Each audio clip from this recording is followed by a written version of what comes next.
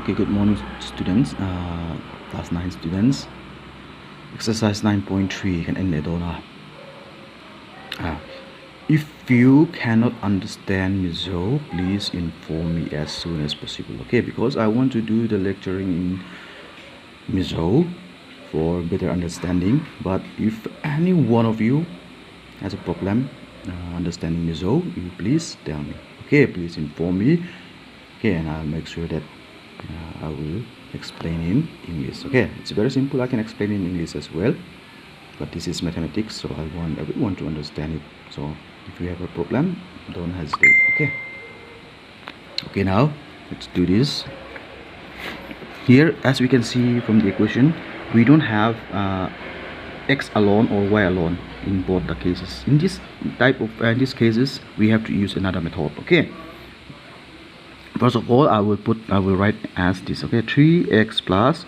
2y equal to minus 3 to 5 in kata don tan he. San su x le y hian ama coefficient ani ve wang khan a thak top the chungin a boi thak de wangin ti nga chun cho dan kan thak don tan ni cho dan dang kan mang don tan ni. Chuan minus 2x minus y equal to 10 alo ni ta. Luk te kan en chuan he x value ma y value in du than tu kan ne ta ni heta I chun hey x2 plus the minus ania pakhat plus pakhat minus ania kan mang thei ni ta po plus the minus thau ni man thei thau ani alo mum ve ni amara chu ka du jok ka thang don ta ni tuna chuan y ka thang don ta ni he y ka than chan chu a number ani tlem jok wang ani y hi ka da thuk pui don ta ni y hi chumi am zia chu y te hi in an ti ka du ta ni siam an ka tum ta ni he equation 1 ka tinga he equation 2 y te in ang tur chuan hei zo ki 2y ni ve ngai ta ni chuan 2y lo ni ve chun plus te minus ani kha ka lo mani kha ka du thu cha mani a thei lo chang om don amaro chu ka po kan na ti sel don tuna chuan plus te minus ani sa wangin na ol sam bi don ta ni chuan hei 2 chan ti ka du chuan 2 multiply ngai ti na tmm 2 multiply ngai hei equation 2 hi chuan equation 1 2 ani sa wangin 1 ani me multiply tu hei hi hei 2 này á hei hiền 1 này á engmom lo hi 1 chu chu ka thak theng don tan hei 1 ka multiply nga hei 2 in kan an ma ni ka in an ti ka tu wangin ka thak theng ta ni chu multiplying equation 1 by 1 and equation 2 by 2 we get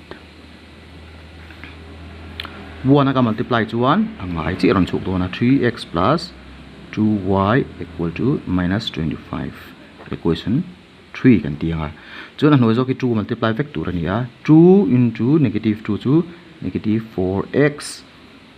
minus 2y ron chang ta chi 2 into y chu chuan 23 equation 4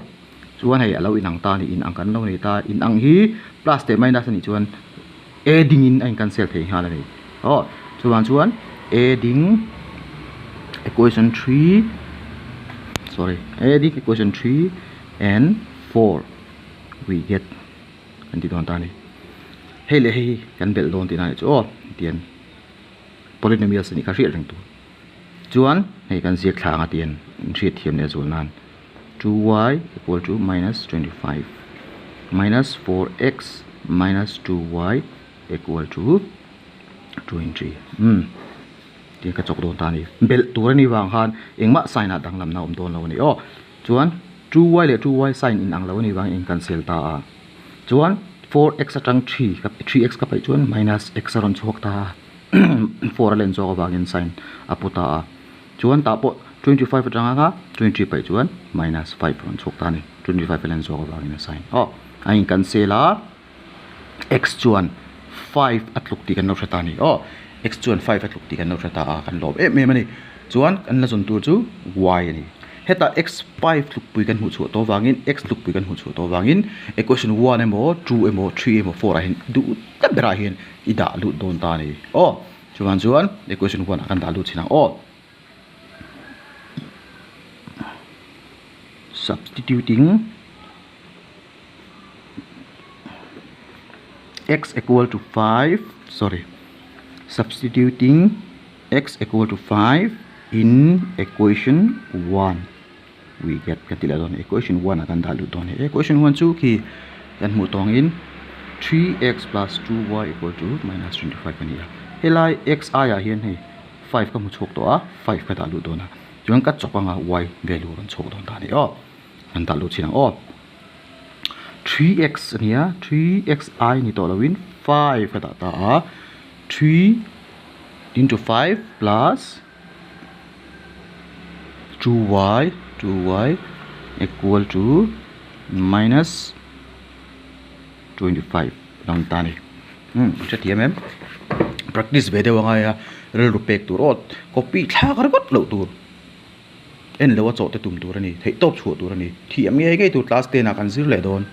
apoi mo te she tur hei linear equation in two variables ani ti ka she tur enge two variables ati de chang ati chuan x le y ka variable pani aria chu wang chuan linear equation in two variables kan ti ka ti ge linear ani ka ti chuan linear chu power om lo ti na ni linear chu a power a 1 ti na ni akha kan hrit tur ani quadratic a chuan square te om kha ka hriat pol mi lo tur ani chu wang chuan ril ru patakin thiam tumin le kha sir tur ani a textbook te ka chiar chuk tur ani thiam tak tak mathematics si har lo ni a ol tuk chu wang chuan thiam tak tak in chu in be ve nga ya thei to bin chu nga ya ril ru zong zong ati ngai ni thiam lo chu eng kim min zo thei ka hril thei chu lunga re reng su mizoram a mathematics si har sa kan ti thina har salo mathematics thiam chu an ni lo ne ya mathematics thiam kan tlem te me ya chok thei rot loin hril fi thei thiam tak tak ni tum tur ani chok thei chu nom chok mai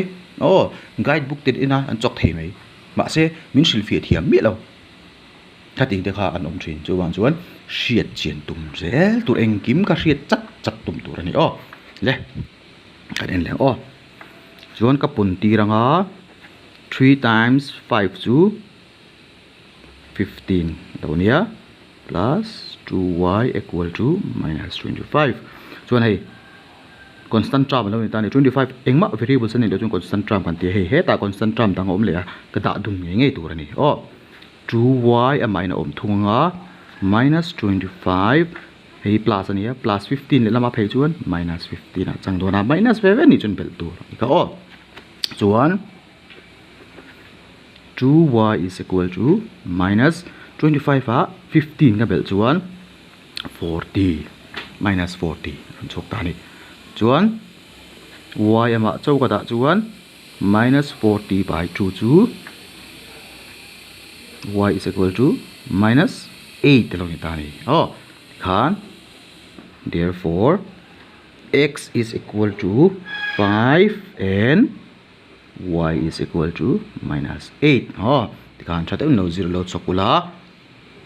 dar so mas and dar so minus assignment kha vel fai tewin in ming ro hing le class kha ka in number kala save lo chun ron thon tel nge tu kha chong kha ni thate le kha zer tu